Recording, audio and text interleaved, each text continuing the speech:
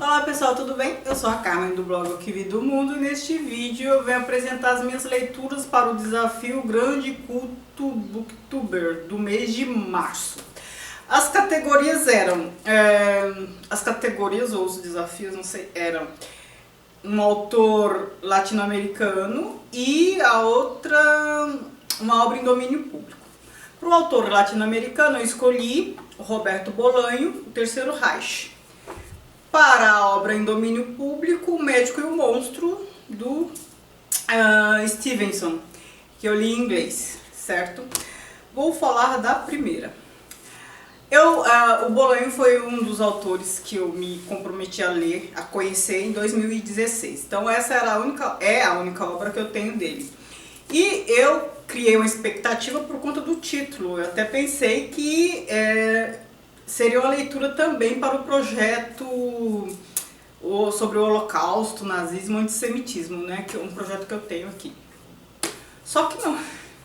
Esse título, na verdade, se refere ao nome de um jogo de guerra. Aqui o personagem principal, o Udo, um alemão, ele é um campeão desse jogo, o Terceiro Reich, e ele viaja para uma cidadezinha da Espanha, ao sul não, perto de Barcelona. E é uma cidade onde ele passou as férias, acho que 10 anos antes, quando ele era adolescente e tinha ido com a família. E desta primeira vez ele tinha ficado no hotel, lá, na pousada, no hotel. E dessa segunda vez que ele está indo, ele procura ficar no mesmo hotel. E ele vai com a namorada dele, de quem ele gosta muito, enfim, primeira vez que viaja com ela e tudo mais. E ele vai, não só de férias, a intenção dele também é escrever um artigo para a revista especializada de games, porque ele é o grande campeão, então ele fica bolando estratégias para escrever e apresentar em congresso e tudo mais. Chegando neste hotel, ele reencontra a dona do hotel, que eu esqueci o nome, não vou lembrar o nome de praticamente ninguém. A Frau, não sei das quantas, que também é alemã e tem um hotel lá nessa cidade espanhola. Ela é muito bonita, ele se sente muito atraído por ela, então tem um clima assim entre os dois. Embora ele seja bem apaixonado pela namorada, que é muito bonita e tal, tem esse clima com a dona do hotel. E aí ele, principalmente a namorada dele, encontra um outro casal e se envolve, um outro casal também de alemães que também está em férias, né? E a namorada dele se envolve mais com esse casal do que ele, até porque ele também passa parte do tempo no hotel, lá com as estratégias dele. E é um casal assim, o cara totalmente desregrado, o casal que se tornou amigo, né? O cara totalmente desregrado, violento, né? Aquele tipo meio cafajestão, né? E aí a coisa parece que vai, a percepção que a gente tem, porque é uma obra narrada em primeira pessoa pelo Udo, né? Esse jogador, a impressão que a gente tem é que as coisas vão fugindo do controle, as coisas vão acontecendo de maneira um pouco estranha, né? Então assim, esse casal de amigos que se tornou amigo,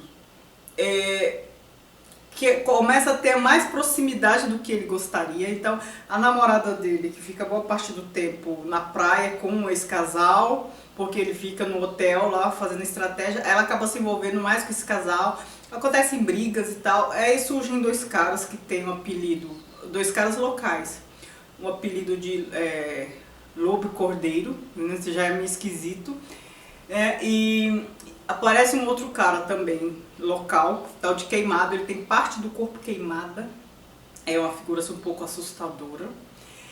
E tem a figura do marido da dona do hotel, que é uma pessoa que parece que está doente, de cama, uma doença séria. E começam a acontecer coisas que na percepção do Udo, que é a nossa percepção, que é a narração em primeira pessoa, que a gente começa a imaginar um cenário de crime e mistério, sabe? Parece algumas coisas que não se encaixam, tem coisa suspeita ali e tal. A narração vai nos induzindo a isso. Principalmente porque é uma narração assim, feito diário, ele vai contando dia por dia. Então assim, a cada dia, ele não conta tudo de forma resumida. essa forma de narrar também, eu acho que dá essa impressão que a gente fica achando que aí tem coisa. Porque um dia é um elemento, outro dia outro elemento, cada dia uma coisinha a mais, né? Então fica parecendo, a gente tem a impressão que tá lendo alguma coisa, um romance policial, não sei. E aí, no meio dessa história toda, eu não quero dar spoiler, eu vou parar por aqui, não quero dar spoiler, mas eu só vou dizer que no meio dessa história toda ele acha um amigo para jogar, né? Um desses que eu falei, que eu citei, acaba sendo amigo dele de jogo. E ele dá, aí o Udo ele dá uma pirada, as coisas começam a fugir mais do controle, a percepção dele sobre as coisas e a gente, que acaba sendo mais ou menos a nossa, começa a ficar um pouco agudizada, sabe, de desconfiança e tudo mais, né? Então é isso, paro por aqui. É uma obra que depois que eu terminei, eu fiquei sem saber se tinha gostado ou não. Sabe aquele tipo de obra que você demora a ter uma opinião, você precisa que as coisas se sedimentem, né? Você precisa fazer umas associações pós-leitura, então foi mais ou menos assim. Foi o meu primeiro contato com Bolanho, um autor super conhecido, e eu esperava... Eu posso dizer que eu esperava mais porque eu já sofri uma frustração logo no início, né? Achando que era sobre o Holocausto. Não. É um jogo sobre... O jogo tem esse nome porque o jogo é sobre quem vence a guerra, as estratégias, né? Países do eixo, os aliados e tal. Mas assim, aqui tem as coordenadas do jogo, a gente não entende nada, a obra não é sobre isso, né? E aí eu fiquei assim, sem saber, né? Fiquei um pouco frustrada. Não posso dizer que não gostei. Eu fiquei sem saber se eu tinha gostado. Eu sabia que não chegava a ser o não gostar. Eu estava numa posição de neutralidade para talvez uma situação positiva. E agora, né, com o distanciamento, eu acho que... Aliás, antes eu tinha a sensação de que alguma coisa tinha me escapado e eu devia, sei lá, parar e pensar melhor sobre a obra para conseguir interpretá-la. Eu acho que eu consegui fazer isso depois. E a impressão que eu tenho, eu fico olhando pela janela, que quando você tá aqui, né, fico olhando pro sol. A impressão que eu tenho é que o cara começou a ficar pirado, a minha interpretação, sem dar spoiler, tá? O Udo, que é o estrategista aqui do jogo, ele começou a ficar pirado. Essa questão de jogo, de coordenadas, não sei, e começou a ver chifre em cabeça de cavalo, sabe? Começou, aí é claro, acontece algumas coisas realmente estranhas, tem desfechos e tal, mas aquela sensação de anticlímax que tem aqui na obra é a sensação dele, a piração dele por conta do jogo. Foi essa a impressão que eu tive, né? Isso não é spoiler, não tô revelando nada, só impressão. E a outra obra é O Médico e o Monstro, né? E aqui a gente tem uma obra clássica e se vocês viram o meu vídeo do mês passado para o Culto Booktuber, onde eu falei do Drácula e contei um pouco do contexto do Drácula, Inglaterra, século XIX, aquele mesmo contexto serve para essa história aqui. Se você não viu o vídeo, dê uma olhada e tiver curiosidade em saber, né, sobre o contexto trevoso e tal, dê uma olhadinha lá no outro vídeo para não me repetir aqui e não ficar cansativo. Então a gente está falando de século XIX, era vitoriana, ou seja, uma era século XIX, Inglaterra era vitoriana. Inglaterra, potência mundial, enriquecida pela Revolução Industrial, numa situação de exploração até de trabalho infantil, uma exploração de extremo moralismo, extremo. Não é um moralismo no sentido ético-filosófico, é o moralismo no sentido comum, sabe, de repressão. No sentido filosófico, o sentido de em termos filosóficos, o sentido de moralismo é exatamente o oposto. Mas aqui, na concepção comum, é um clima de repressão, né, vitoriano. E um clima de repressão é aquilo, né, não adianta você reprimir. Se a gente pensar no conceito da física, quanto mais pressão você faz em um objeto, quanto mais você aperta, mais a tendência dele explodir para os lados. Se você não aperta, a coisa fica conforme, certo? Se você começa a apertar demais, foge do controle, não é assim? Tenta fazer isso com um pote cheio de alguma coisa, enfim, essa situação assim que você tenta tirar, comprimir demais, né? Qualquer coisa que você aperta demais, o que acontece? Essa coisa tem um volume, e esse volume se expande para as brechas. A gente consegue fazer uma analogia disso com a sociedade inglesa, britânica desse período. Então era muito moralismo, muita repressão, o que aconteceu? Então ia para o extremo oposto. Então era uma época de muita prostituição, de mulheres e homossexuais, só que o homossexual era mais velado. Muito ópio, muito imaginário, né, aflorado, começam a surgir histórias de monstro e também todo aquele clima londrino ajuda, né? Eu falei no outro vídeo que lá no inverno, 3 horas da tarde está um breu, pense, tantas horas de escuridão, como o imaginário fica aflorado.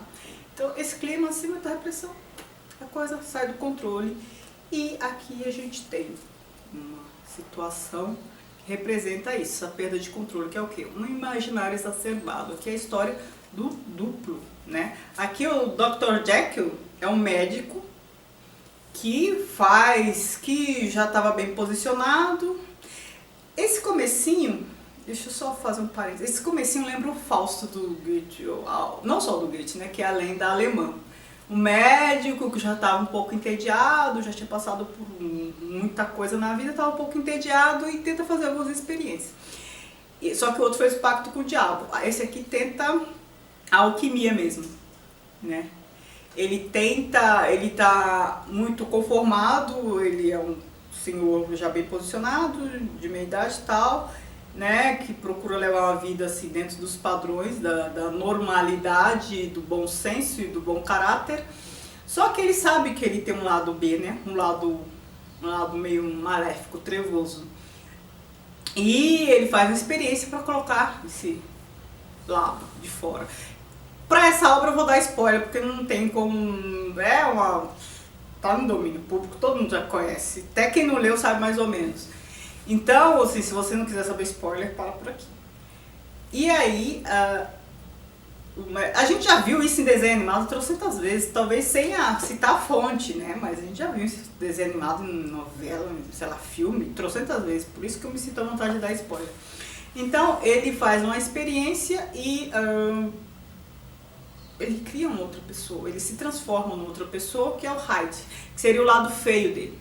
Então ele toma uma poção e vira uma outra pessoa. Quem já não viu isso em desenho animado? Então pronto. E ele vira uma outra pessoa, uma pessoa totalmente sem escrúpulo, que sai por aí fazendo tudo que tem vontade de fazer. Ou seja, não respeita, todas as regras sociais não são cumpridas. Então ele mata, ele faz, enfim, aí depois toma a poção e volta a ser o bonzinho, né? Só que acontece aqui, essa situação foge do controle, e aí ele não pode mais simplesmente voltar, desistir e voltar a ser só o bonzinho, né? Ele simplesmente perde o controle da coisa e o Hyde acaba tendo sim vida própria e tendo muita força. Ó, só pra não dizer que eu dei muito spoiler, eu não vou contar o final, certo? Então a gente tem uma situação aqui que a gente pode pensar, nossa, Freud explica. Ora, o que seria de Freud ser a era vitoriana? Freud só é Freud porque tinha esse clima aqui na era vitoriana. Não estou dizendo que ele não teria desenvolvido uma teoria psicanalítica, não sei o quê. Talvez sim, muito provavelmente sim. Mas com certeza ele fez isso da maneira que fez, com a ajuda desse clima vitoriano aqui, né, de repressão. E é claro, não é só isso, é que eu não vou falar sobre Freud agora, né, mas não é só isso, né, tem uma série de outras questões. Então é uma obra para aquele contexto século XIX, então assim, é um contexto de Drácula, de Frankenstein e de O Médico Monstro. São 3 obras de terror no ar, né, como falo, romance no ar, 3 obras que dão conta, cada uma de uma forma, daquele clima. Cada um evidenciando um ponto daquele clima século XIX em Inglaterra. Certo? Então é isso.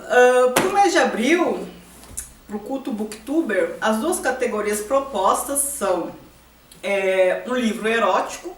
Gente, me desculpe, eu nunca sei o nome dos canais. Eu acho que eu falando os desafios, as propostas já tá bom, né? Então um livro erótico e um livro de mistério, policial de mistério, certo? Como eu não tenho nenhum livro erótico, eu não vou cumprir esse desafio. Eu não tenho nenhum livro erótico e não tô com intenção de comprar nenhum, né? De comprar mais livros, assim. Eu só compro assim quando for uma oportunidade, preço muito bom e tal. Mas eu tô evitando comprar. Então eu não vou cumprir esse desafio. Eu vou cumprir só o do romance policial. E aí eu vou ler O Colecionador, do John Foyles. Certo? Então vou ficar apenas com o desafio pro mês de abril. Aí no comecinho de maio, provavelmente, venho contar. Ou talvez não, talvez antes, né? Uma obra só fica mais fácil. Eu venho contar pra vocês. Eu vou fazer um vídeo sobre essa obra, tá bom? Muito obrigada por assistir. Se você gostou, dê um joinha. Não se esqueça de se inscrever e até a próxima.